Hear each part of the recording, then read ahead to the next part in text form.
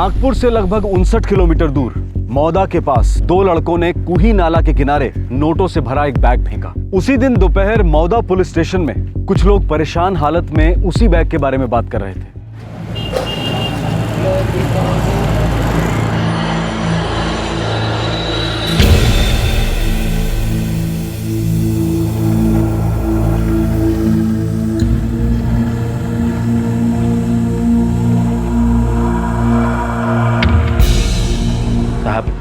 मेरे बेटे आशीष ने पैसों की बैग बलराम भाऊ की बेटी कल्पना के हाथ दे दिया और हम लोग गाड़ी से उतर गए। ये बात पावर दोना कामठी रोड की है ना?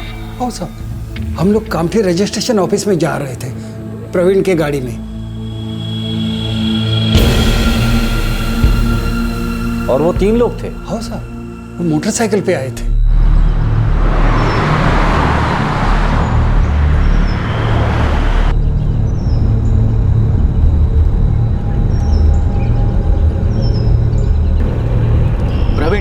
एक मिनट थांबाओ जरा, खाली होना है मेरे को। अरे बाबा, मुझे भी जाना है।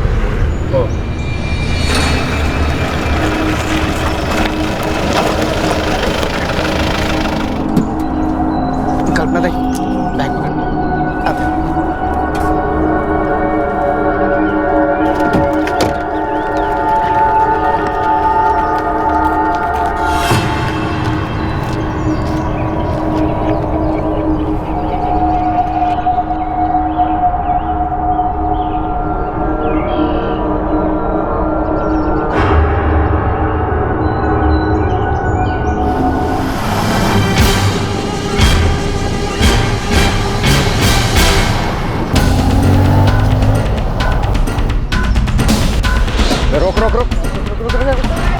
खोल दरवाजा, जल्दी खोल, चल जल्दी।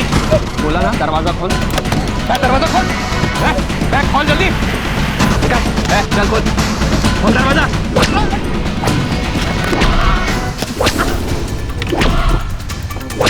बोला ना, चल चल जल्दी, गाड़ी शुरू कर, गाड़ी शुरू कर, चल जल्दी।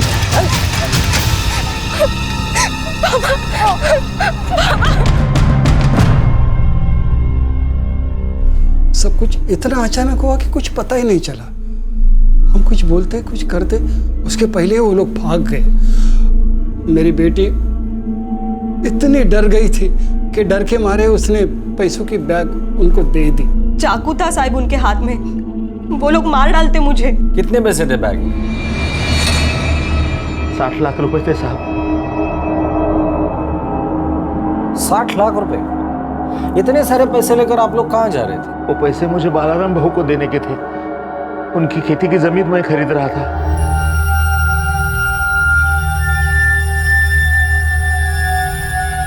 पावर दोना के नजदीक मेरी 5 एकड़ जमीन है, वो दामोदर भाऊ खरीदने वाले थे। साहब हम लोग कामठी रजिस्ट्रार ऑफिस ही जा रहे थे, उधर ही पैसों की लेन देन करके वो जमीन के कागज हमारे नाम पे करने वाले थे। तुम आशीष हो ना, दामोदर भाऊ के बेटे? हो साहब। और ये मधु गांवकर है साहब, मेरा दोस्त है। उस दिन साथ में ही था। वो इतनी बड़ी रकम थी तो मैंने इसको बोला था साथ चल करके। दामोदर भाऊ आप कहाँ रहते हैं? साहब अंबाड़ी।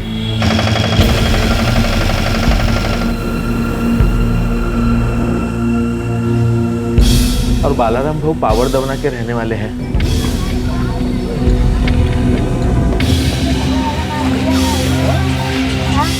मैं, मेरा बेटा आशीष और उसका दोस्त मधु सवेरे निकले थे गांव से।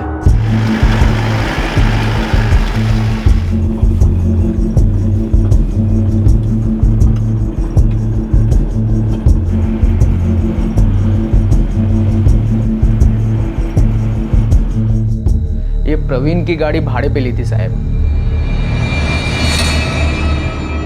9:15 बजे हमने बालाराम भाऊ और उनकी बेटी कल्पना को पावर दवना में उनके घर से साथ लिया।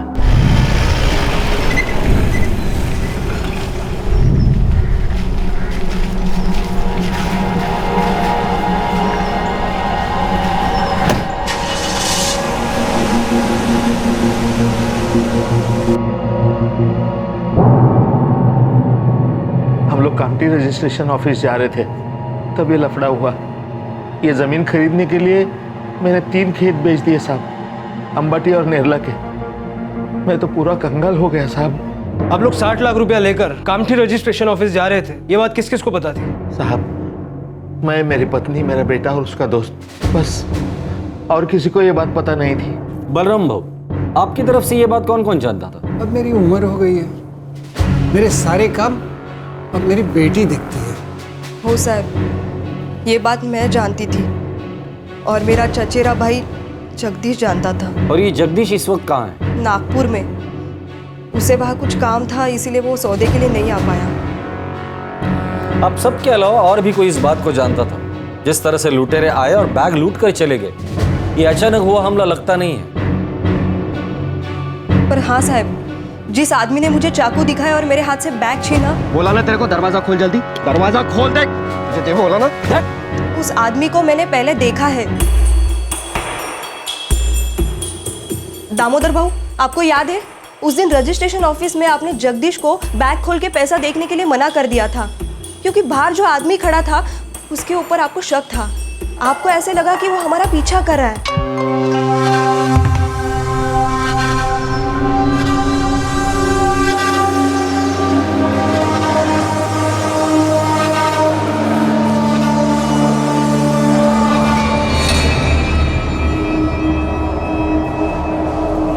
दामोदर भाऊ, दस्तखत करने से पहले मैं एक बार रुपए की बैग देख लेना चाहता हूँ।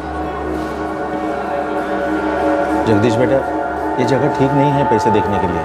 क्यों? बहुत लोगों की नज़र होती है यहाँ पर, और मुझे डर है कि किसी की नज़र इस सौदे पर है। अंदर आए ना हम लोग तो उसकी नज़र हम पर ही थी।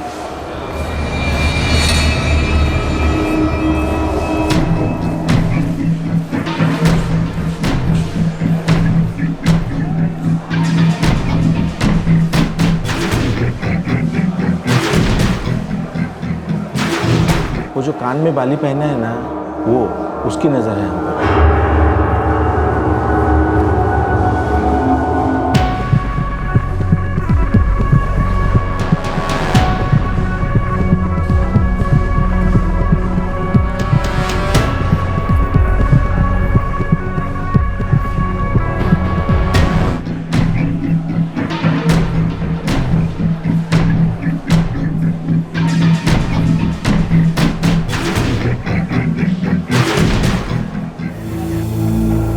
वो जो कान में बाली पहने हुए था वो? हो भाऊ, तोच। आप जानते हैं उसे? नहीं साहब। लेकिन वो आदमी कामठी रजिस्ट्रेशन ऑफिस पहुंचा कैसे? आप लोगों ने तो बताया कि आपको कामठी जाते वक्त लूटा गया था, और उस वक्त जगदीश आपके साथ नहीं था। नहीं, ये 1 हफ्ते पहले की बात है, 3 तारीख की।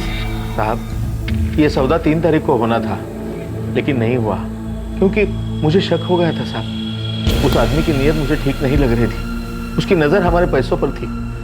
न जाने कब से वो हमारा पीछा कर रहा था, और जब हम पर हमला हो गया ना, तब मेरा ध्यान नहीं गया साहब उस पर। साहब, वो कल्पना ताई से बैग छीनने के चक्कर में था, इसके लिए वो हम लोग के पास आया ही नहीं। 3 जुलाई को आप लोग कामठी रजिस्ट्रेशन ऑफिस गए थे जमीन का सौदा करने, जिस दिन सौदा हुआ नहीं। क्या उस वक्त भी आपने इसी की गाड़ी रेंट पर ली थी? नहीं साहब, उस दिन हम लोग दूसरी गाड़ी से गए थे, और बलाराम काका, कल्पना ताई और जगदीश भाऊ दूसरी गाड़ी से आए थे। 11 जुलाई 2013 को जमीन के सौदे के लिए गई 2 पार्टीज पर हमला हुआ और उनके पास से 60 लाख रुपए लूट लिए गए। लेकिन ऐसा लग रहा था कि लूट की साजिश पहले ही की गई थी, क्योंकि इससे पहले 3 जुलाई 2013 को भी यह सौदा होना था और लूट के डर की वजह से नहीं हुआ था। क्या यह एक सोची समझी साजिश थी? क्या इस लूट के पीछे दोनों पार्टीज में से किसी एक का हाथ था?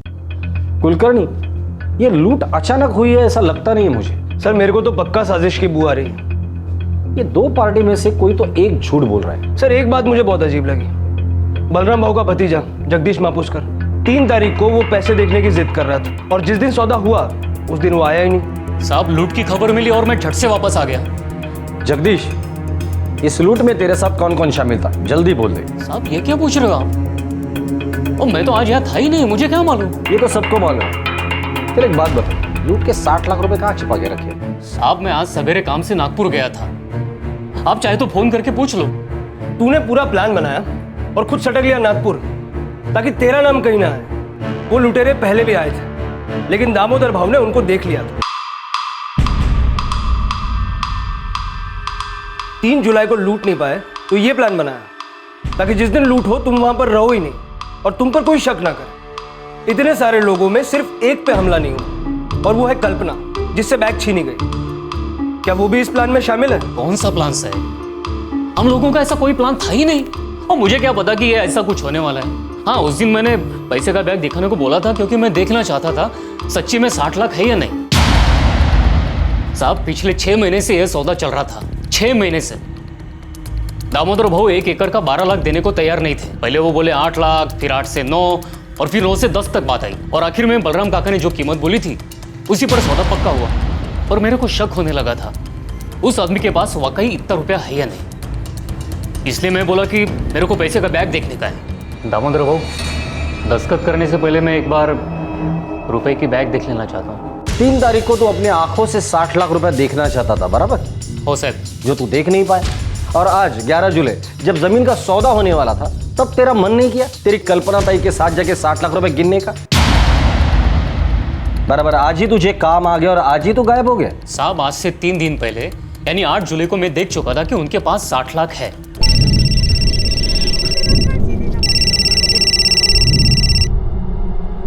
हाँ दामोदर भाऊ, बोला। जगदीश, अरे 11 तारखेचा दिवस खूप चांगला आहे।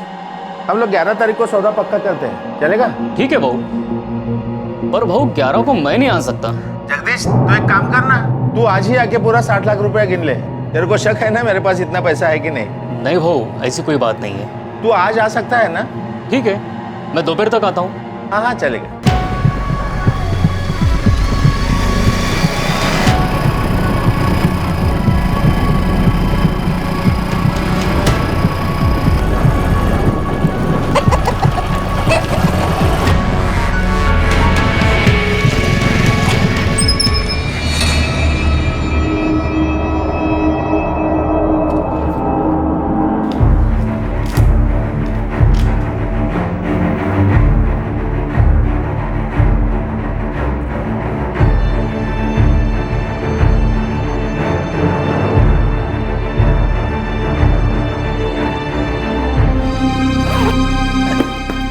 ठीक है, खातरी हो गई?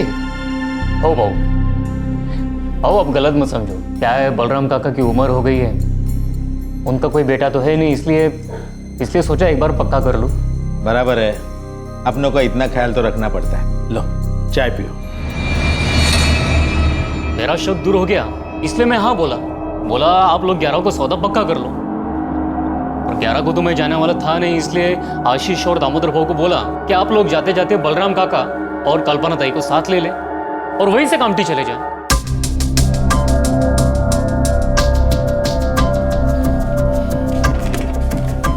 सर, जगदीश वाकई नागपुर में था। वो जिस ऑफिस में गया था वहां से कंफर्म हुआ है और उसका वहां जाना पहले से तय था। मतलब उसने कोई प्लानिंग नहीं की थी। कोई लोकल गैंग या कोई हिस्ट्री शीटर शामिल है? सर, खबरियों को काम पे लगा दिया है। अब तक तो नहीं लगता कि किसी लोकल गैंग का इसमें हाथ हो। 60 लाख बहुत बड़ी रकम है, यहाँ का कोई शामिल होता तो अब तक पता चल जाता। ये जमीन का सौदा, ये सौदे में कुछ गड़बड़ है। कुलकर्णी हो ना हो, कोई ना कोई तो अंदर का ही शामिल है इसमें। साहब, अब मेरी उम्र कितनी बची है, तबीयत भी ठीक नहीं रहती है, इसलिए मैंने सोचा कि अपनी जमीन बेच दो और जो मिले 2 बेटियों में बांट दो। मेरा कोई बेटा भी नहीं है, इसलिए मैंने अपने गांव के जमीन का सौदा करने वाले मुकेश जाधव को बोला, कोई ग्राहक होगा तो देख। और साहब, मेरा काम तो जमीन खरीदना और बेचना है। कम कीमत पे जमीन खरीदो और भाव बढ़ जाए तो उसे बेच दो। मुकेश यादव को मैं जानता हूँ साहब, और हमारे इलाके के सारे दलाल मुझे भी जानते हैं। वो 5 एकड़ की जमीन है और पावर दो ना आपके खेत को लग के। अच्छा, लेकिन भाव क्या बोलता है वो? अब बेचने वाला तो महंगा बोलेगा और खरीदने वाला सस्ता, ये तो चलता ही है। आप मीटिंग फिक्स कर लो, बात हो जाएगी। मुकेश यादव दलाल है, पर सौदे की दोनों तारीख को वो आप लोगों के साथ नहीं था, ना ही 3 जुलाई को ना ही 11 जुलाई को।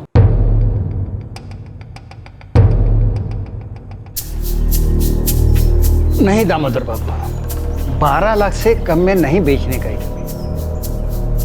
देखो बलराम भाऊ, 15 साल से जमीन बेचने खरीदने का काम करता हूँ।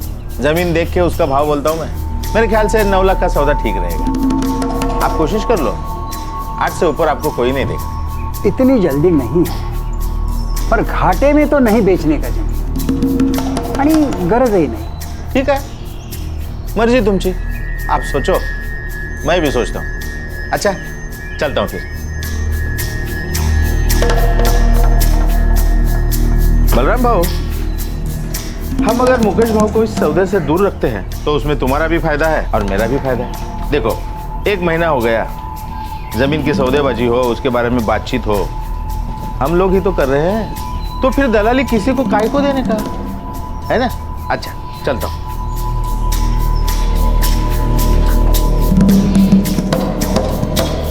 तो आप लोगों ने दलाल को बीच में से निकाल दिया? जी साहब। और मार्च से लेकर जुलाई तक सिर्फ कीमत पर बातें चलती रही? नहीं साहब, वैसे अप्रैल में ही मैंने बलराम भाऊ की 12 लाख की ऑफर को हाँ कर दी थी। अब मेरा काम तो ज़मीन की सौदेबाजी का है, इसलिए रजिस्ट्रार ऑफिस में मेरा आना जाना होता है साहब, इसलिए मैंने वहाँ से सब कागज वगैरह ठीक करवा लिया। अब सौदेबाजी से पहले तो ये सब ज़रूरी है ना साहब। और वो दलाल मुकेश यादव, उसको तो आप लोगों ने दूध में से मक्खी की तरह बाहर निकाल फेंक दिया। उसे तो गुस्सा आया होगा। नहीं साहब, ऐसे होता है, चलते साहब।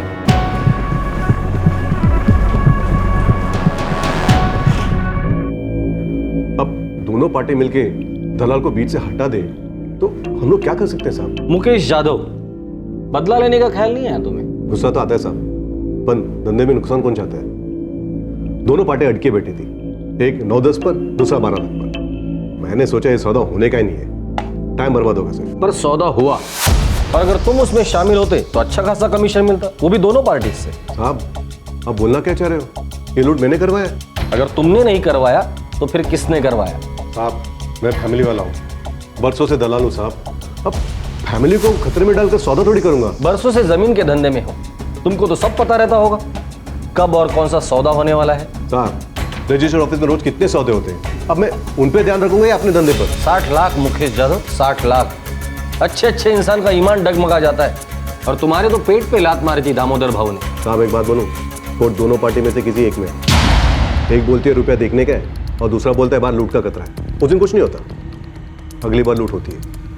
साहब, इतनी बरस इतनी जमीन बेची, ऐसा पहली बार देखा साहब। आप मेरा खबर कोर्ट डालो, आपको कुछ नहीं मिलेगा।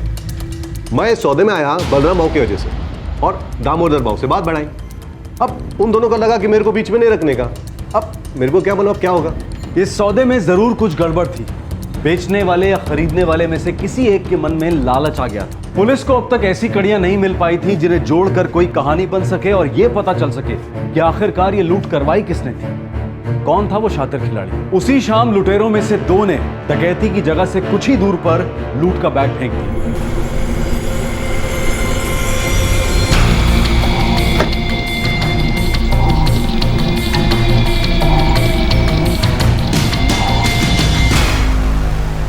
ये खेल था क्या और मकसद क्या था इसके पीछे?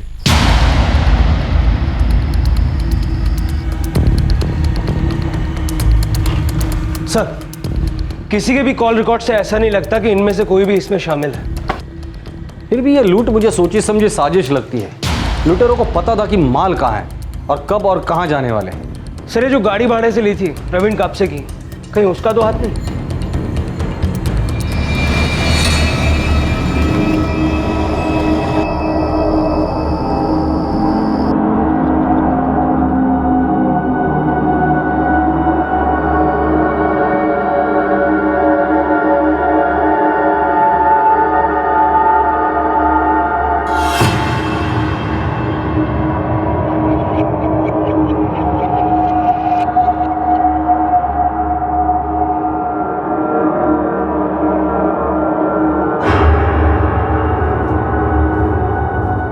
मैं क्या करती, बैग देना पड़ा मुझे। अरे कोई गलती नहीं थी, चाकू हाथ में देख के तो कोई भी यही करता। पर पुलिस को तो मुझ पे ही शक है ना, क्योंकि उन लोगों ने मुझ पे हमला नहीं किया है ना। और उसका ये मतलब तो नहीं कि तू भी इस लूट में शामिल है।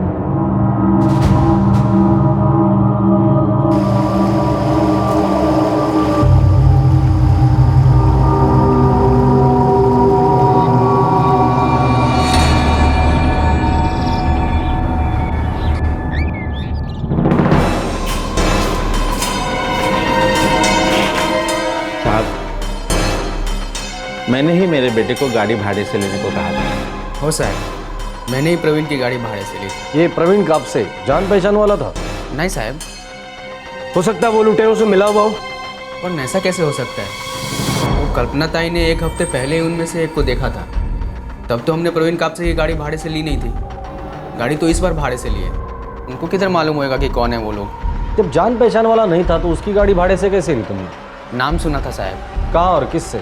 छोटा सा तो गांव है साहब। कौन क्या करता है, कौन भाड़े से गाड़ी चलाता है, सब मालूम पड़ता है।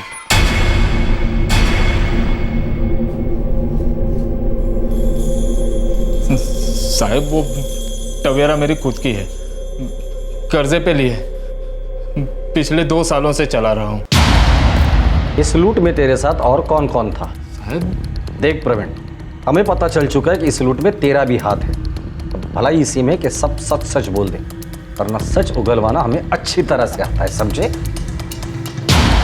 साहब मैं गाड़ी का मालक चालक हूँ, किराए पे गाड़ी चलाता हूँ। एक टाइम का 2000 रुपया मिल जाता है। इस टाइम बोला था चुप रहने का 3000 मिलेगा। अब ये भी बता दे, ये चुप बैठने के 3000 रुपये कौन देने वाला था तुझे? राजेश बापट।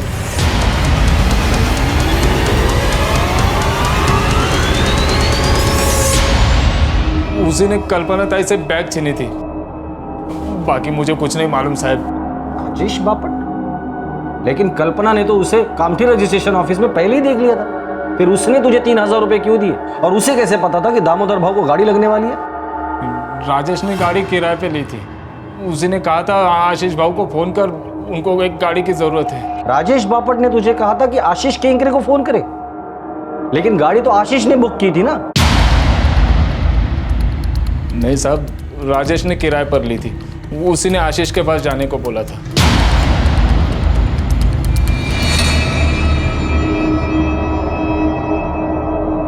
आशीष, ये प्रवीण कापसे की गाड़ी तुमने भाड़े पर ली थी? हो साहब। ठीक से याद करो। हो साहब, गाड़ी भाड़े से मैंने ही ली थी। साले, अब याद आया कुछ? हाँ? याद आया कुछ? नहीं साहब, वो गाड़ी मैंने भाड़े से नहीं ली थी। बाप के पैसे चुराने की साजिश करता है तू? हाँ? ये राजेश बापट कौन है और कहाँ रहता है?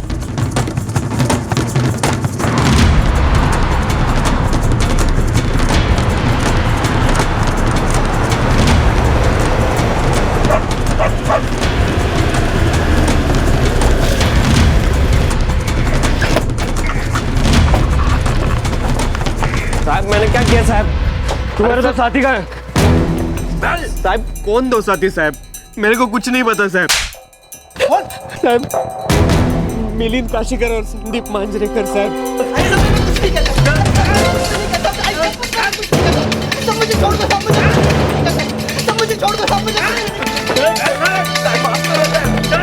मेरी गलती नहीं है साहब, मेरी गलती नहीं है साहब।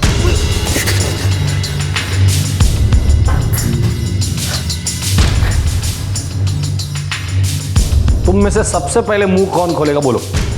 मी सांगतो ना साहब, मैं सब कुछ बताऊंगा साहब आपको। फटाफट बोल। देखिए साहब, मेरे को आशीष से ये मधु ने मिलवाया साहब। वो आशीष का दोस्त है साहब, और मेरा भी। उसने बोला कि कुछ लूटने का है। अबे पर लूटने का क्या है ये तो बोलो। एक बैग। माल कितना मिलेगा? 5000। काम मुश्किल है? नहीं रे, एकदम आसान है। सुन, 3 जुलाई को मैं और आशीष के बाबा के साथ कामठी रजिस्टर ऑफिस जाने वाले हैं। उधर उसके बाबा को पावरतोना के बलराम के साथ ज़मीन का सौदा करने का। उधर बलराम, उसके बेटी कल्पना और शायद उनका रिश्तेदार जगदीश भी होगा वहीं। बलराम का भतीजा है वो। जैसे वो लोग पैसे का बैग ले बाहर लाए, बैग छीनने का और भाग जाने का वहाँ से। अबे हाँ, पर उस कामठी के ऑफिस में गर्दी कितना होता है? हाँ तो बाहर आने दे उनको। हो सकता है वो लोग गाड़ी में आएंगे, उनको लूटने का और पैसों का बैग वापस करके देने का। ठीक है? उस बैग में माल कितना होगा? वो मैं नहीं बता सकता। तो बैग उठा और भाग। और सुन, हरे रंग का बैग होगा और बैग लाके मेरे को और आशीष को देने का। ठीक है? ये अकेले आदमी का काम नहीं है, मुझे और आदमी लगेंगे। तो ले किसी को लाने का है तो? इनके अलग से 5-5 हज़ार रुपये लगेंगे। दिया। और फिर तू संदीप और मिलिंद को साथ लेकर आ गया। और साहब, हम सबको 5,000 रुपए मिलने वाला था साहब।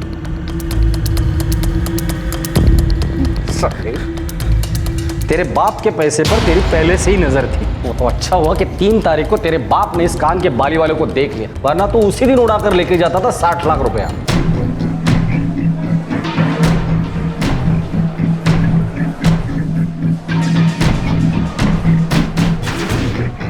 एक बात बता, लूटना ही था तो सीधा बाप को ही लूट लेते। क्या फर्क पड़ता था कि पैसे दामोदर से लूटे या बलराम से? और उसके लिए 11 तारीख तक रुकने की क्या जरूरत थी? 3 तारीख को ही बाप को लुटवा देता।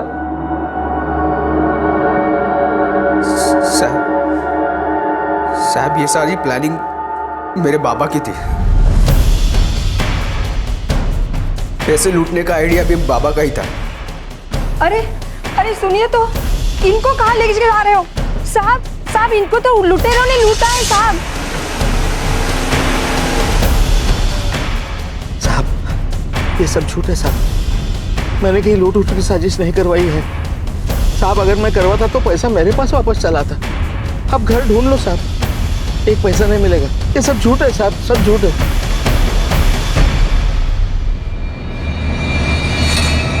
पैसे तुम्हारे पास कहां से आते दामोदर भाऊ? तुम तो पूरी दुनिया को टोपी पहना रहे हो।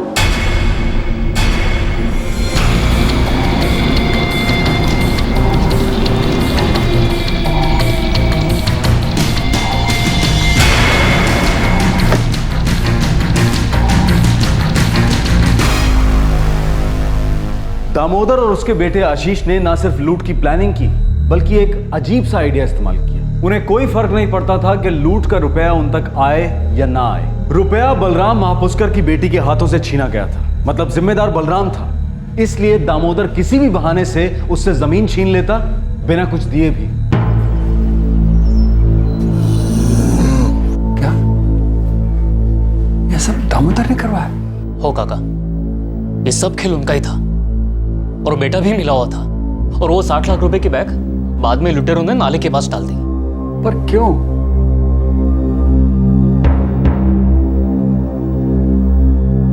बैग हमारे पास नहीं है साहब। उसको हमने कल शाम को कोई फाटा नाले के पास डाल दिया साहब। लूट का रुपया कहाँ है?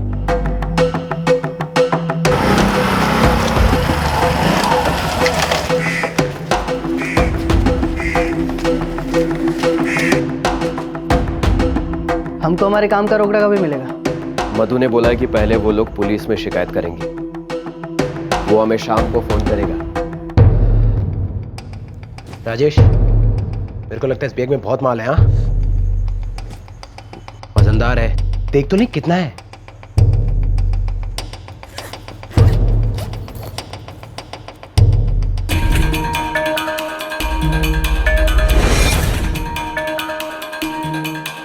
साहब उस बैग में हजार रुपए की 60 गड्डियां थी।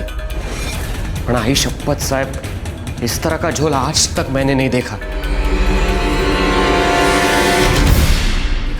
ऊपर और नीचे की नोट असली, बाकी सब नकली। कोरे कागज, रंग लगा था कोने कोने पे।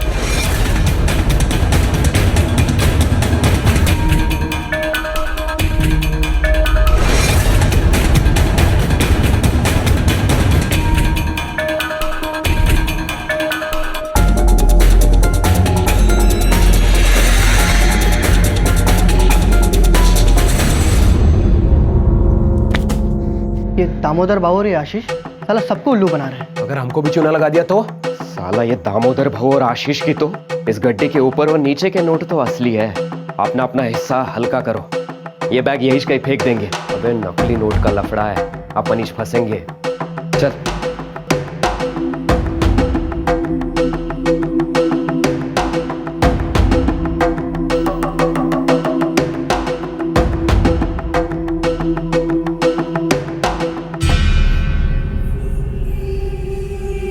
जिसके हाथ ये बैग लगा वो तो फंसा। चलो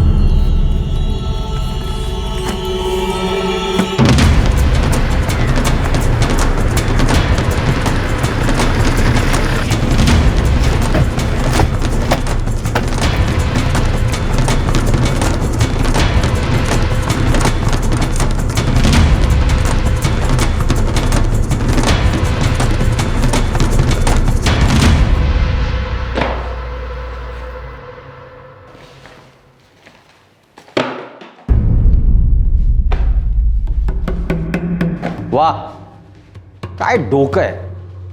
तो ये प्लानिंग थी तुम्हारी। तुम्हारे पास 60 लाख रुपए थे ही नहीं ना?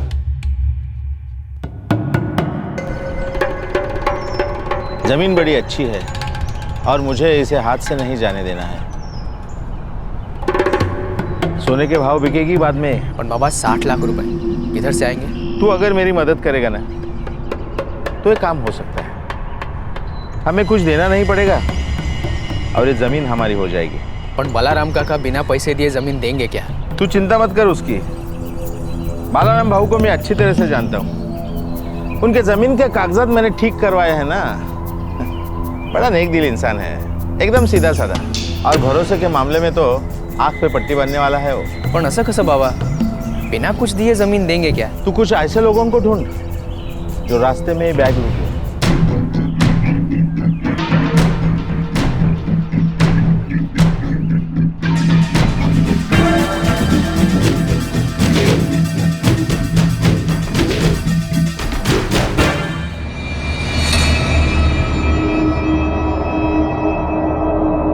उस दिन 3 तारीख को बैग में सिर्फ 40-50 हज़ार रुपए ही थे और मुझे डर लग रहा था कि जगदीश ये पैसे देख ले तो ये सौदा टूट जाएगा। जगदीश बेटा, ये जगह ठीक नहीं है पैसे देखने के लिए। क्यों? अंदर आए ना हम लोग तो उसकी नज़र हम पर ही थी। दामोदर भाऊ, तुमने प्लान तो ऐसा बनाया था कि रुपए अगर लूट भी जाए तो बलराम और उसके परिवार के हाथों से, पर बीच में जगदीश ने टांग अड़ा दी और तुम्हें तुम्हारा प्लान बदलना पड़ा। राजेश और उसके साथी जो तुम्हारे भाड़े के टट्टू थे, तुमने ऐसा दिखाया कि ये कुछ गुंडे हैं जो तुम्हारा पीछा कर रहे हैं और तुमने उन्हें देख लिया है। वो जो कान में बाली पहना है ना, वो उसकी नजर है। सब कुछ वैसे ही चल रहा था जैसे तुमने सोचा था। सिर्फ एक बात उल्टी पड़ गई, जगदीश ने रुपए देखने की मांग की। एक बात बताओ, जो 60 लाख रुपए तुमने जगदीश को दिखाए थे उसका इंतजाम कहां से किया? वो तो सिर्फ दिखाने के वास्ते मैंने दोस्तों और रिश्तेदारों से इकट्ठा किए थे साहब। अच्छा, और उससे तुम्हें नकली नोटों की गड्डियों का आइडिया आ गया। आशीष, 11 तारीख नक्की हो गई है। जगदीश नागपुर गया हुआ है, वो नहीं आएगा। तो एक काम कर, एक गाड़ी भाड़े पे उठा। हम लोग जाते जाते रास्ते में बलराम भाऊ और उनकी बेटी कल्पना को लेते हैं। हो बाबा, कामठी रजिस्ट्रेशन ऑफिस पहुंचने से पहले रास्ते में ही लूट करवाते हैं। हाँ, ये ठीक रहेगा। बैग पूरा भरते हैं, 1000 के 60 बंडल होने चाहिए। हो सकता है कल्पना बीच में टांग अड़ा दे। बैग वजनदार होगा ना तो कुछ समझ में नहीं आएगा। इससे पहले कि कल्पना ताई बैग खोल के देखे, ये लोग पैसे लेके उड़ जाने चाहिए। लेकिन उस वक्त बैग उनके हाथ में होना चाहिए, हमारे नहीं। सारा दोष उन पर जाना चाहिए। हमने उनको पैसा दे दिया, लेकिन उनके हाथों में से कौन उड़ा ले गया पता नहीं चलना चाहिए, वरना ये जमीन हमारी नहीं हो सकेगी। बाबा, मेरे पास एक आइडिया है।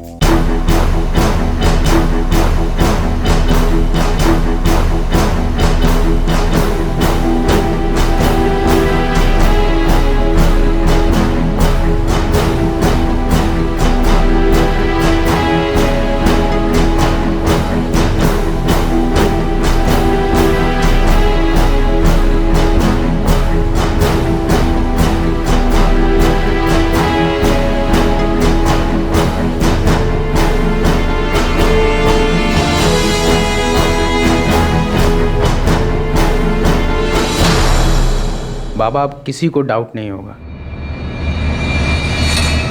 दामोदर भाऊ, तुम लोगों की शक्ल सूरत देखकर कोई कहेगा नहीं कि इस भोली सूरत के पीछे छिपा दिमाग एक खुरापती मुजरिम का है। पर एक बात आप भूल गए, गुनाह कभी ही लपत नहीं। Crime never page.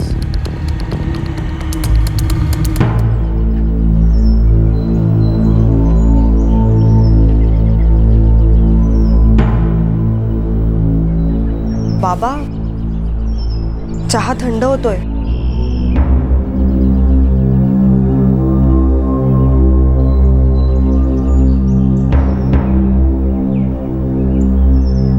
Damodar Damodar का बेटा आशीष, आशीष का दोस्त मधु गावनकर और बाकी सभी आरोपी राजेश बापट, संदीप मांजरेकर, मिलिंद काशीकर और प्रवीण कापसे सब फिलहाल पुलिस कस्टडी में हैं। जो पीड़ित थे उन्होंने ही इस लूट की साजिश की थी।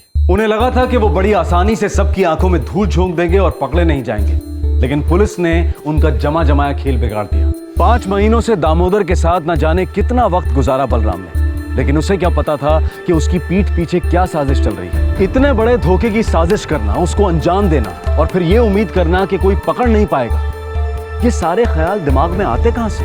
रोज सुर्खियों में आने वाली स्कैम की खबरें, रोज होने वाले नए नए घोटाले और फिर ना होने वाली कार्रवाई, क्या इस सब को देखकर लोगों की हिम्मत बढ़ती होगी? कल हमने अपने देश के स्वतंत्रता दिवस की 66वीं वर्षगांठ मनाई। आजादी के 66 साल और पिछले 1 दशक में याद रहने लायक क्या है?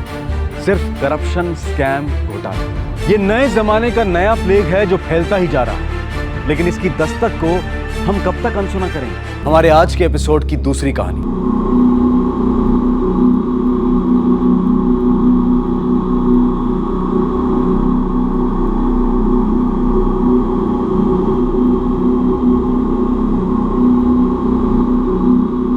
अब तक शिनाख्त नहीं हुई? नाम तक नहीं? नहीं सर, अब तक कुछ पता नहीं चला।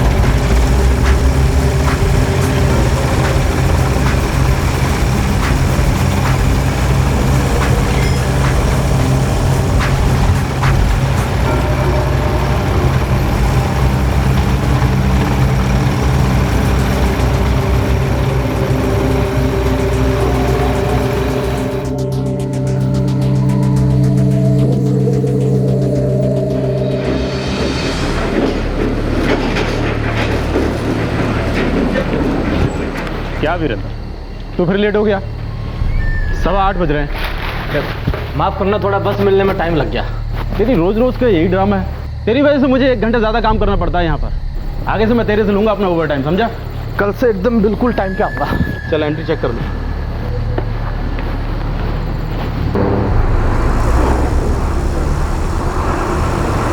थैंक यू यार। हैं अरे कितना? 80, 55, 8.5 पे।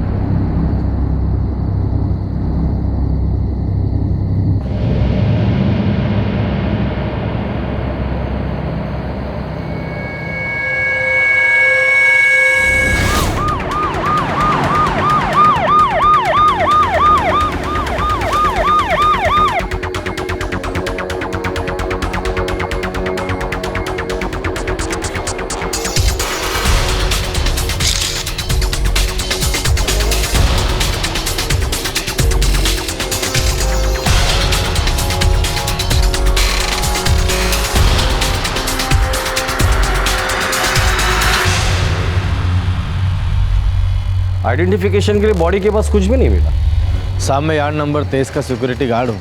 रोज़ की तरह राउंड पे निकला था, तभी मेरी नज़र इस लाश पे पड़ी। किसी ने चिल्लाने की आवाज़ नहीं सुनी? साहब रात को बहुत कम लोग रहते हैं काम पर, आवन जावन कम ही रहता है लोगों का। अरे लेकिन कोई यार्ड के अंदर आया, इस आदमी को मारा, तो ये मरने वाला चिल्लाया नहीं होगा, चीखा नहीं होगा? मुझे नहीं पता साहब, मैं तो रोज़ लेट आता हूँ ड्यूटी पे। आज भी 8:15 बजे आया था, तब से तो कुछ नहीं सुना। कौन है? कौन ये? यहाँ का वर्कर है? साहब अगर ये वर्कर होगा तो गेट पर इसके आने का एंट्री होगा साहब। देसाई बॉडी पोस्टमार्टमला पाठवून दे। सर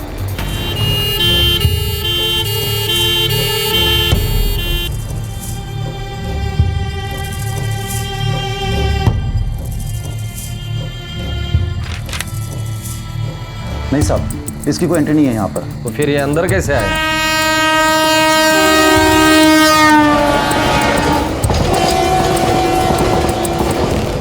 कभी कभी लोग इधर से भी आते हैं और ये हमारी मालगाड़ी की रेल है साहब, जो आगे जाकर के वेस्टर्न और सेंट्रल रेलवे की ब्रॉडगेज में मिल जाती है।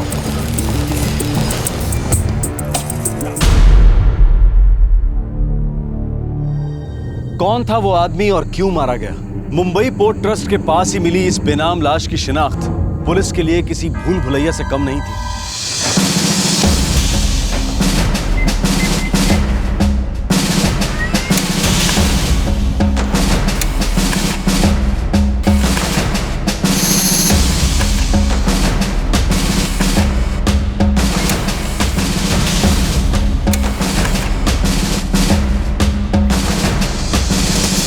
सर, मुंबई और आसपास के सारे पुलिस स्टेशन से पता किया, ऐसी कोई मिसिंग कंप्लेंट नहीं है और ना ही इस आदमी के बारे में कोई जानकारी। डेड बॉडी के पास भी हमें कुछ नहीं मिला, ना सेल फोन ना आईडी कार्ड, जिससे ये पता चल सके कि इस आदमी का नाम क्या है, रहता कहाँ है,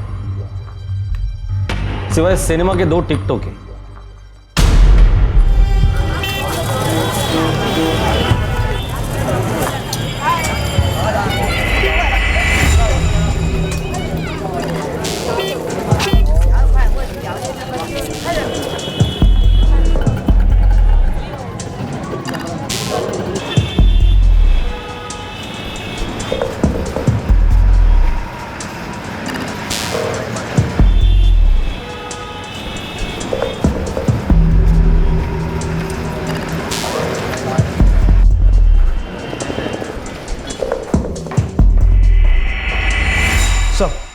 कोई बॉडी लेने या तलाश करने भी नहीं आया अब तक। ताज्जुब है, इस आदमी को पहचानने वाला एक भी आदमी मुंबई में नहीं है। सर, पिक्चर की 2 टिकटें हैं, उस एंगल में इन्वेस्टिगेट करें, हो सकता है कोई क्लू मिल जाए। ठीक है, अब तक तो ये एक ही सुराग हमारे पास है।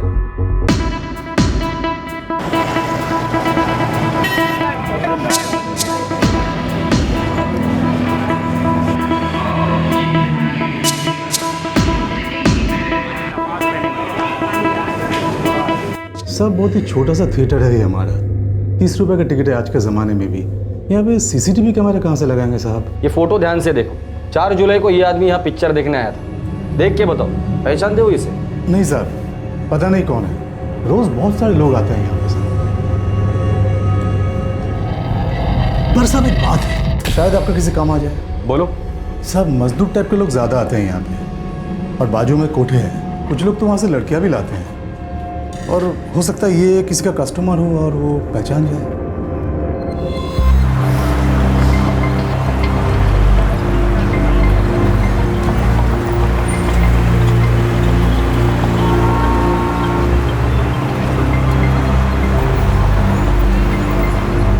बहुत सारे कोठे और उनमें काम करती न जाने कितनी औरतें। इनमें से कोई शायद उस आदमी को जानता।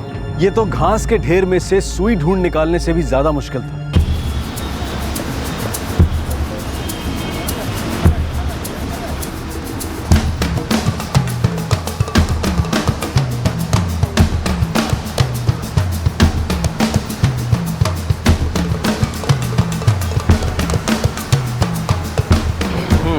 ये हो गया, ये हो गया, ये हो गया, ये हो गया और वो पीछे वाला एरिया भी हो गया ना?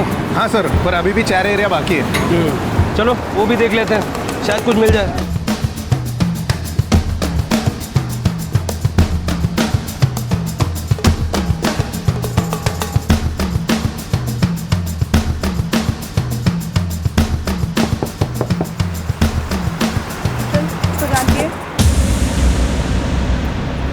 नहीं मालूम कौन है ये, नहीं जानती मैं।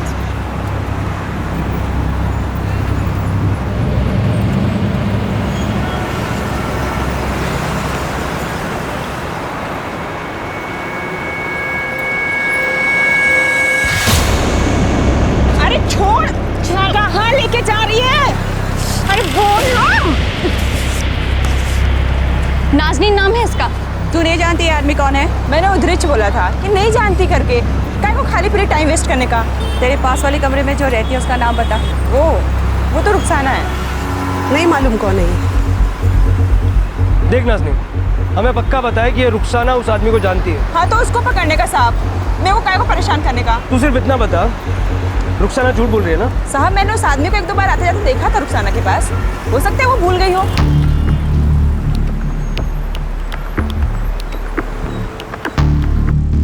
तू जानती है इसको रुखसाना? नहीं, नहीं जानती। हमें पता है तुम झूठ बोल रही हो। एक बार बोला ना साहब, नहीं जानती मतलब नहीं जानती।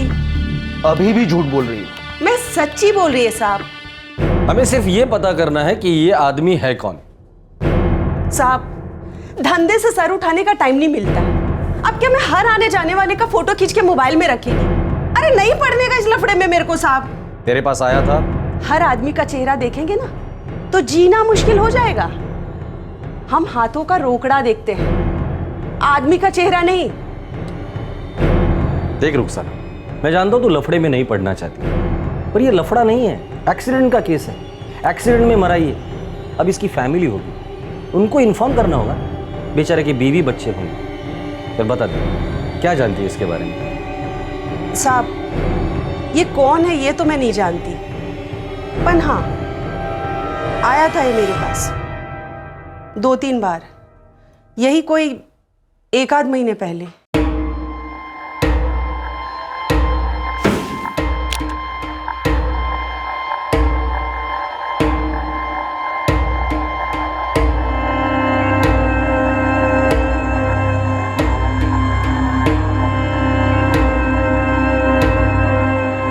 कस्टमर था साहब, और कुछ नहीं पता। कस्टमर था, 2-3 बार आया था, कभी नाम नहीं पूछा उसने। इधर कौन अपना असली नाम लेकर आता है साहब? और अपने को क्या करना किसी का नाम पता ठिकाना जानकर? अपना काम है, रोकड़ा लिया, काम किया, खलास। और वैसे भी वो कोई सेठ वेठ नहीं था कि मैं उसका नाम पता जानती। तेरी मैडम को तो मालूम होगा ना? मेरे को मेरा मालूम, अपनी कोई मैडम नहीं है। ये तुम्हारे पास आया कैसे? वो मेरा एक पहचान वाला उसको लेकर आया था। कौन? जमाल। पूरा नाम बोल। अशरफ जमाल साहब, वो मेरा पुराना कस्टमर है, वही उसको लेकर आया था मेरे पास। ये अशरफ जमाल मिलेगा कहाँ? वो तो नहीं पता साहब, वो कोई कंस्ट्रक्शन साइट पे दिहाड़ी मजदूरी का काम करता है। किधर? इधर ही वडाला में कहीं।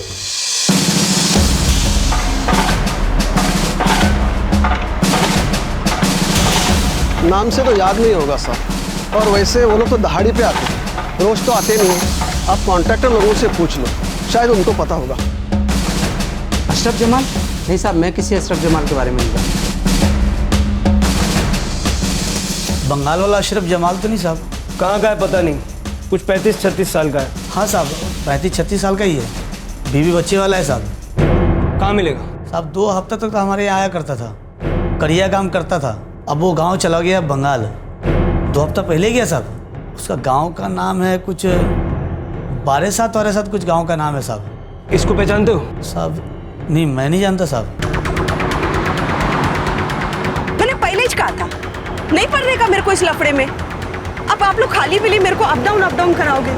ज्यादा मच मत कर। तू जानती है वो आदमी कौन है? तेरे को चलना पड़ेगा अभी। ये अशरफ जमाल बंगाल का है ना?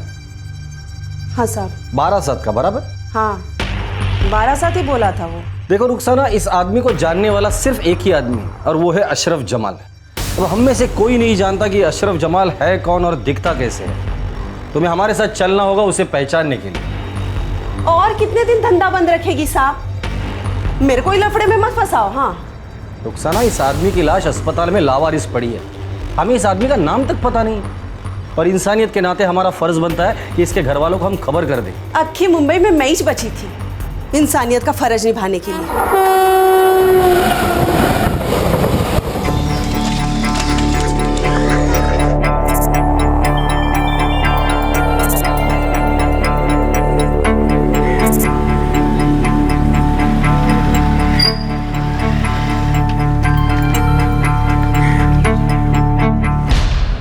अभी 7 गांव और बाकी है। और 12 जिला है साहब, बहुत सारा गांव है जिला में, और यदि अशरफ जमाल इधर का है तो मिल ही जाएगा। ठीक है, इस काम के लिए अगर ज़्यादा लोगों की ज़रूरत है तो ले लो, लेकिन ये अशरफ जमाल मुझे किसी भी हालत में चाहिए। ठीक है साहब।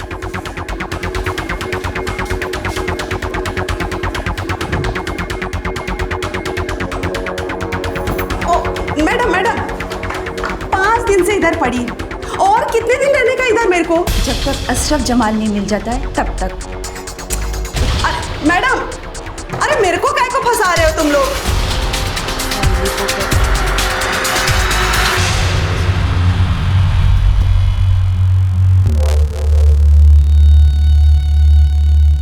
उस बेनाम आदमी का खून हुए 2 हफ्ते गुजर चुके थे, लेकिन पुलिस को अब तक उसका नाम भी पता नहीं चला था। लगभग 10 दिन तक पश्चिम बंगाल में रहने के बाद पुलिस को इस केस का पहला सुराग मिला। अशरफ जमाल के बारे में जानकारी मिली, जो शायद मरने वाले को जानता था। हेलो, हाँ साहब, मिल गया अशरफ। कहाँ है वो? इधर ही चांदपुर में देसी दारू के अड्डा में पड़ा है। पीके टूने है साहब।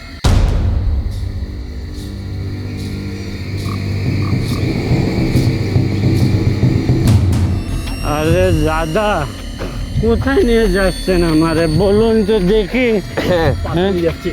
আরে আমি যাব তো, আমি যাচ্ছি তো। আরে আমরা নিয়ে যাচ্ছি, চলো। अरे वाह, गाड़ी भी लेके आ गए तुम तो हैं। अच्छा है, चलो गाड़ी নিয়ে যাচ্ছ আমাকে।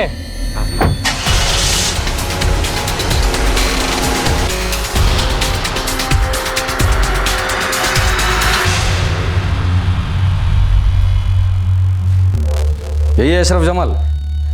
हाँ साहब, यही है।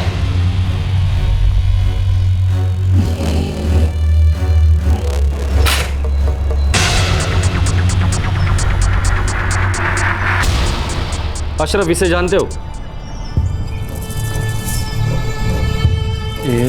ये तो हुसैन है साहब। इसको क्या हो गया?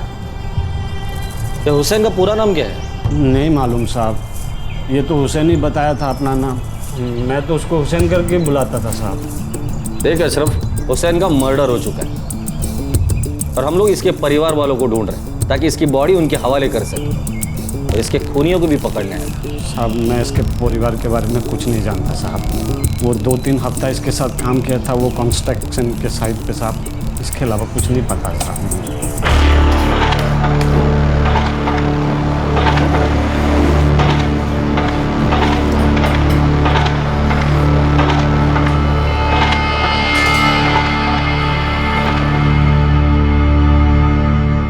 तुम दोनों काम कहाँ करते थे? साहब, वो बडाला में जो ऊंची सी बिल्डिंग में काम चल रही है ना साहब, वहीं पे काम करते थे साहब। नाम क्या है बिल्डिंग का? ये तो मालूम नहीं है साहब। हमें वो स्टेशन से उठा के ले जाते थे, हम चले जाते थे साहब। अच्छा, वहाँ का कोई मजदूर या कॉन्ट्रैक्टर वो तो पहचानता होगा इसे? हो सकता है साहब।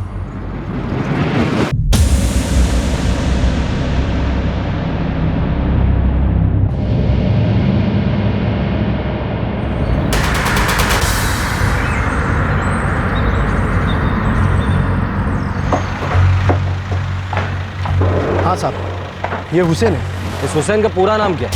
ये रहता कहाँ था और उसके फैमिली के बारे में क्या जानते हो? अब इसका बायोडाटा तो मुझे नहीं मालूम साहब, लेकिन इतना मालूम है कि ये ग्रैंड रोड स्टेशन के बाहर खड़ा रहता था। वहीं से इसको मैंने 3-4 बार उठाया।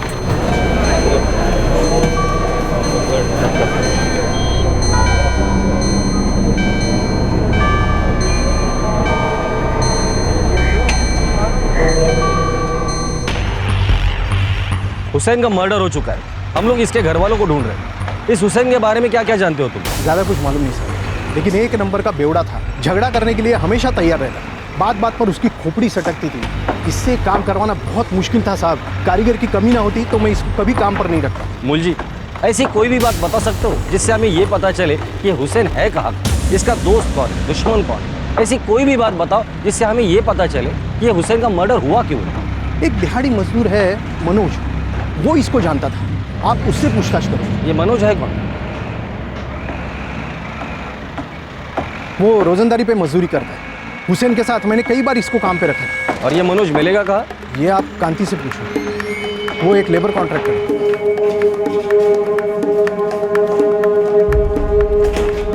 कांति, मुझे मनोज चाहिए। साहब, मनोज तो इधर नहीं है। मेरी जानकारी में तो गांव चला गया। गांव कहाँ है उसका? उत्तर प्रदेश का है साहब।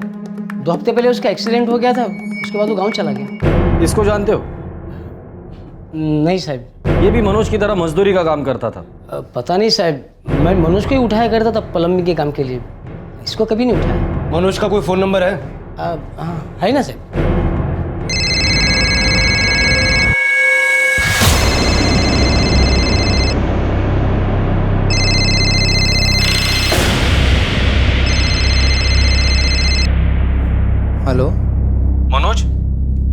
बोल रहा हूँ। आप कौन?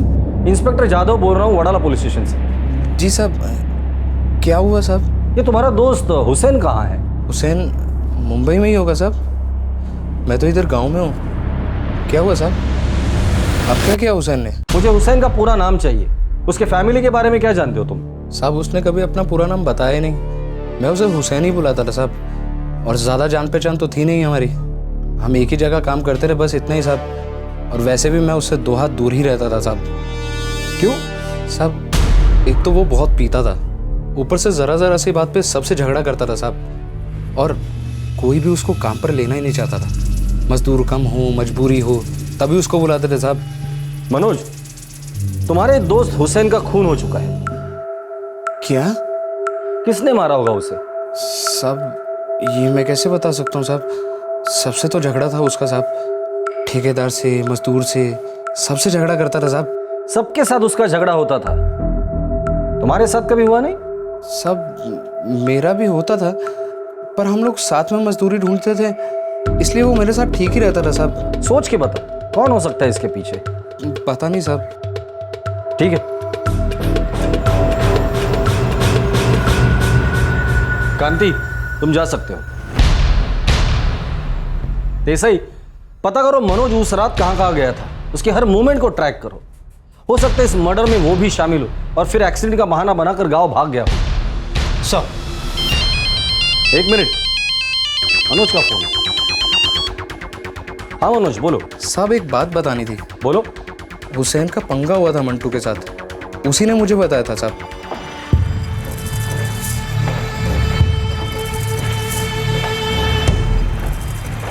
हुसैन, अब तू क्या बैठने को आएगा इधर? हाँ, काम खत्म नहीं करना तेरे को आज? अबे 2 मिनट बैठ के सांस ले ली तो क्या आसमान सर पे गिरा क्या? अरे 2-2 मिनट करके सब लोग ऐसे सांस लेने बैठ जाओगे ना तो आसमान जरूर गिरेगा, और मेरे ऊपर। देख, काम करोगे तो पैसा मिलेगा, नहीं तो नहीं। बात तो ऐसे करता है जैसे एहसान कर रहा है काम देके और पैसा देके। हुसैन तू सबसे पंगा लेना बंद करना। मेरे को पंगा लेने का शौक नहीं है। ये लोग सोचते हैं हम लोग साले इंसान नहीं, जानवर भी नहीं, सिर्फ मशीन है, मशीन। खड़खड़ खड़खड़ खड़खड़ खड़खड़ बटन दबाया, काम चालू। कल वो लंगड़ा मंटू पीछे पड़ गया था, साला किसी दिन खोपड़ी सटक गई ना, उसको ठोक डालूंगा मैं। तू अगर पीना बंद करेगा ना तो सब ठीक हो जाएगा तेरे लिए। ये मंटू कहाँ मिलेगा? साहब ये तो मैं नहीं जानता, पर हुसैन ने ही बताया था कि उसका मंटू के साथ पंगा हुआ था। दोनों देसी दारू के अड्डे पे इकट्ठे जाते थे साहब, और वो मंटू क्या करता था, मजदूर था, क्या था, मुझे नहीं मालूम साहब। मैं सिर्फ हुसैन के मुंह से नाम सुना था उसका। देसी बार का नाम पता है तुझे? उधर वडाला में ही है साहब, रोशनी नाम है बार का, और हुसैन ज़्यादातर उधर ही जाता था साहब। तो इस मंटू के बारे में और क्या जानता है, और हम लोग पहचानेंगे कैसे उसे? मैं उसे नहीं जानता साहब, पर हाँ हुसैन उसे लंगड़ा बोलता था साहब, मंटू लंगड़ा। ठीक है,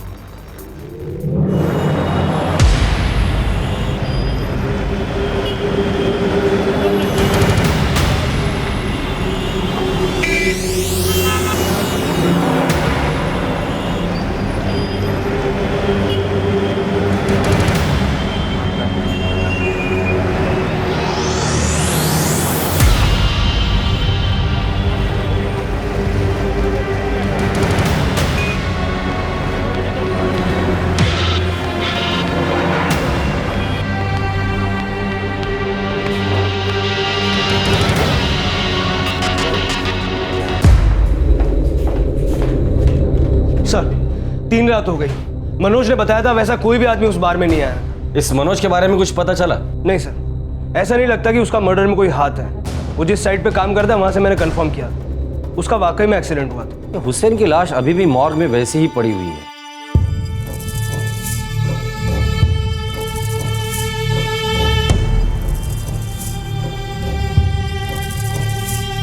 सर किसी दूसरे स्टेट से काम की तलाश में आया होगा, इनका कोई फिक्स ठिकाना तो होता नहीं है, रोजगार की तलाश में रोज सुबह स्टेशन के बाहर खड़े रहते हैं। कौन इनका नाम पता लिख के रखेगा? बात तो ठीक है देसाई, पर मर्डर किया किसने वो तो पता करना ही पड़ेगा। हो सकता है हुसैन को जिसने मारा है वो उसकी फैमिली को जानता होगा। हो सकता है।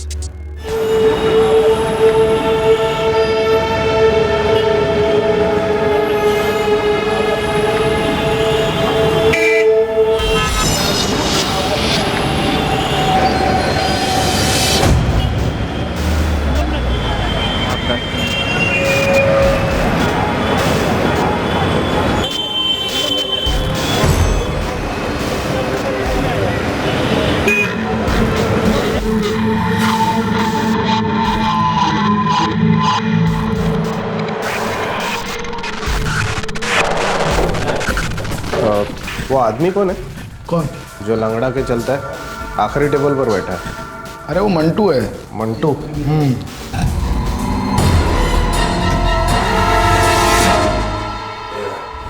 क्या हुआ साहब? अरे साहब, साहब बोलोगे तो देख साहब, अरे साहब क्या कीजिए साहब?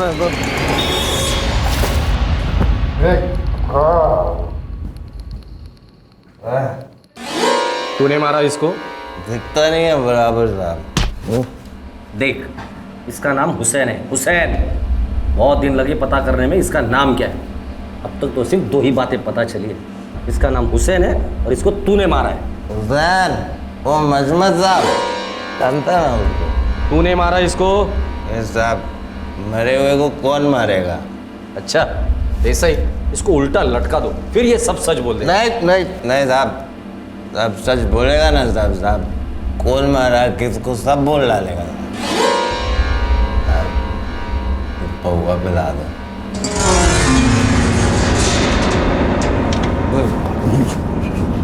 चल अब बता दे, किसने मारा हुसैन को?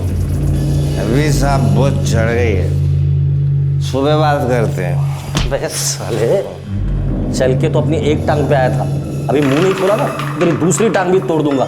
चल बता। चलो ठीक है साहब, बता देता हूँ। चल बता। बोलना।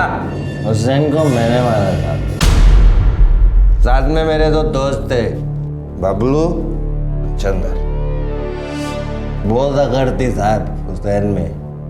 2 कौड़ी का मजदूर, मैं कॉन्ट्रैक्टर।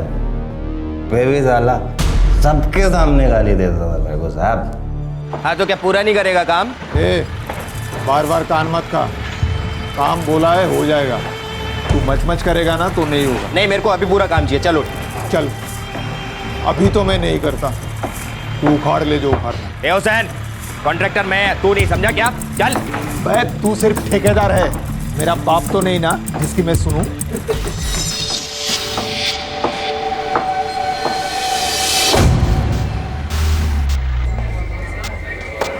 देख हुसैन, कल तूने नाटक किया ना, मैं तेरे को काम पे से निकाल देगा। अबे लंगड़े, तू क्या सोचता है? तू रोटी फेंकता है इसलिए मैं जिंदा हूँ? बाहर की पीता है तू। ठेकेदार कोई तेरे को खड़ा नहीं करता, साले तेरी अकड़ कम नहीं होती।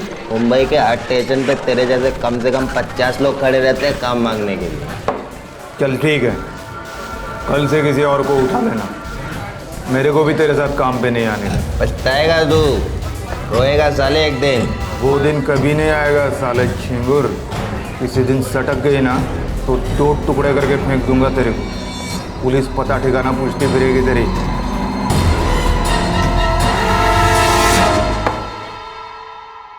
बस साहब, खोपड़ी दारू का पत्ती बन गए मेरे से ऐसे बात की, तभी सोच लिया साहब इसका तो ठीक करने का ही है। अब बोला चंदर और बबलू को, साले का ऐसा सेटिंग करने का है, काम मांगना भूल जाए। पकड़ लिया उसको तीनों ने।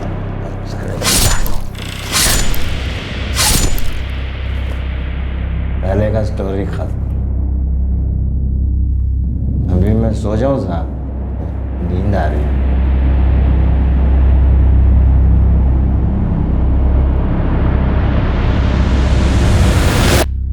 सर, उस मंटू ने पूरा पुलिस स्टेशन सर पे उठा रखा है। अरे बुलाओ ना साहब को, मेरे को बात करने का है। क्या रे, क्यों हल्ला कर रहा है? क्या साहब, इधर काहे को बंद कर रखा है? मेरे को काम पे जाने का है साहब। साहब मेरा पूरा काम, साहब पूरा लोग मजदूर इंतजार कर रहे होंगे साहब मेरा। चुप, क्यों शोर मचा रहा है? शोर काहे का साहब? ये लोग बोल रहे हैं मैंने किसी हुसैन को मारा है। कौन हुसैन साहब? मैंने नहीं मारा किसी को, फंसा रहे मेरे को ये लोग। जास्त शानपणा करो नको साहब। अब मैं ठेकेदार हूँ साहब, मर्डर वर्डर काम ही नहीं मेरा। रात को टाइट होकर पूरी स्टोरी बोल चुका है तू। क्या क्या बोला मैं? सब मैं क्यों मारेगा किसी हुसैन को साहब? साहब मेरे को देरी हो रही है साहब, मेरे को साइट पे जाने का है साहब। साइट पे जाने तुझे? देरी हो रही है? अब तेरी उतर गई है, अब तू सब सच बोलेगा। येऊन जा रे आला। साहब खाली पीली गरीब को फंसा रहे हो साहब। मैंने नहीं मारा साहब किसी को, मैं सच्ची बोल रहा है साहब। ऐसा लगने लगा था कि पुलिस के हाथों हुसैन का कातिल लग चुका है। पुलिस को पूरी उम्मीद थी कि मंटू से पूछताछ कर हुसैन का पता, पूरा नाम और सब जानकारी मिल सकेगी। पिछली रात मंटू ने जुर्म कबूल किया, लेकिन सुबह होते ही उसने यू टर्न ले लिया। क्या कभी इस केस को क्लोजर मिलेगा? क्या मरने वाले को नाम, पता, परिवार, आइडेंटिटी मिल पाएगी?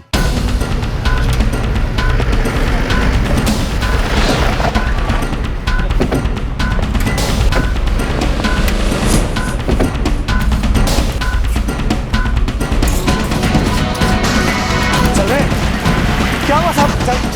साहब मैंने क्या किया साहब? साहब मुझे क्यों लेके जा रहे साहब?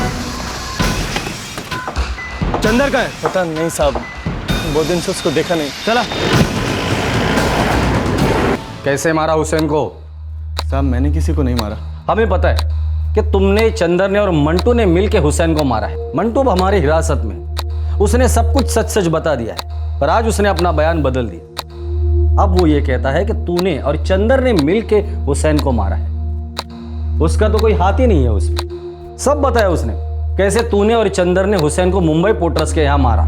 साहब वो लंगड़ा बेवड़ा झूठ बोला है साहब, वो भी साथ था हमारे। देखा, मतलब मर्डर में वो तुम लोगों के साथ था और फंसा रहा है तुम दोनों को।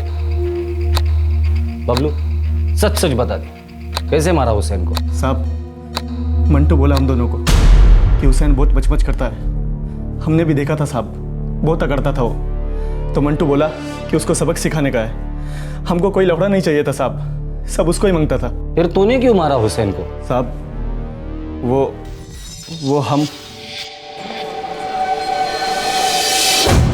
अरे मंटू, आज तो तू मेरे को पिला रहा है। मेरी तो खोपड़ी सटकती है ना मेरे को देखते ही। अभी अपन ने सोच लिया है, झगड़ा डंडा सब खा।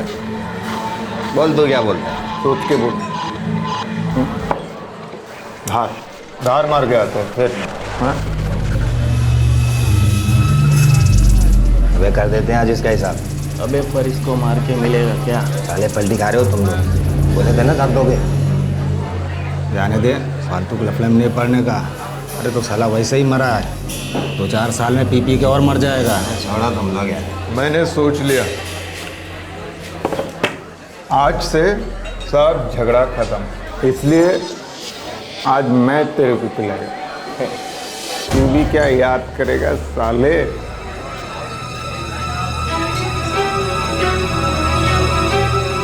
अबे आज बहुत माल है तेरे पास। सब कॉन्ट्रैक्टर लोगों के साथ पंगा लेके सबसे वसूली करनी, सबका हिसाब खत्म।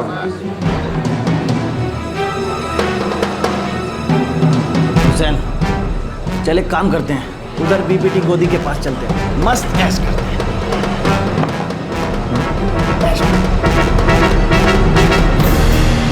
चलो साले के ऐश करते हैं। हमने सोचा था हुसैन का पैसा मार लेंगे और मंटू जो चाहता है वो भी कर देंगे। मंटू भी खुश, अपन भी खुश।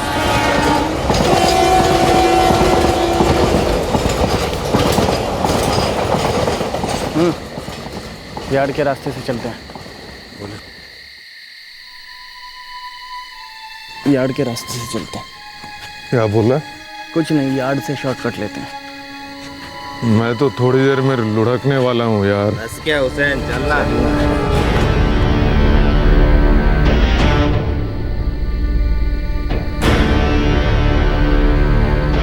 वो पावस्कर है ना, पावस्कर, वो मेरे को टशन देता है। मैंने उसको बोला है चल निकाल मेरे पैसे। वो बोलता है आज नहीं मिलेगा। बोले मिलेगा कैसे नहीं बे? हैं चल।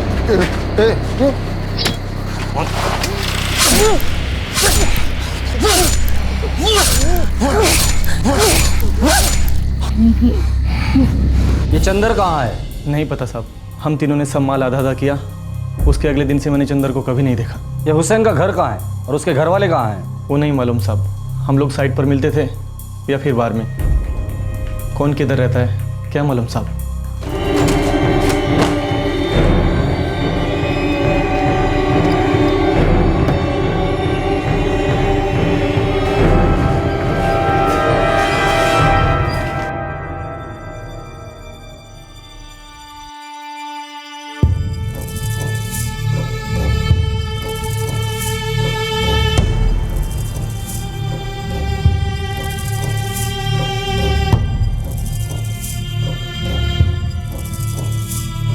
लगभग 1 महीने बाद हुसैन को दफनाया गया और उससे कुछ समय पहले ही इस हत्या का तीसरा आरोपी चंदर भी पकड़ा जा चुका था। मंटू, बबलू और चंदर अभी पुलिस की हिरासत में है। हुसैन की शिनाख्त करने में, उसके खूनियों तक पहुंचने में पुलिस ने जरा भी कोताही नहीं बरती।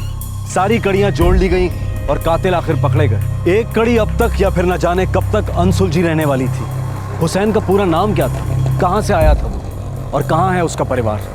दूर दराज से न जाने किस किस गांव से ये लोग रोजी रोटी की तलाश में शहरों में आते हैं। कुछ कारीगर, कुछ सिर्फ मजदूर, कुछ हुनर की कमाते हैं, कुछ मेहनत की। शहरों को सिर्फ वो हाथ चाहिए होते हैं जो ईंट पर ईंट रखते जाएं, मंजिलों के ऊपर मंजिलें बनाते जाएं, इमारतें खड़ी करती जाएं, हमारे घर बनाते जाएं, हमारी और कईयों की जिंदगी कंप्लीट करते जाएं। और उनकी जिंदगियां कभी कभार बिना क्लोजर, बिना समापन के खत्म हो जाती हैं।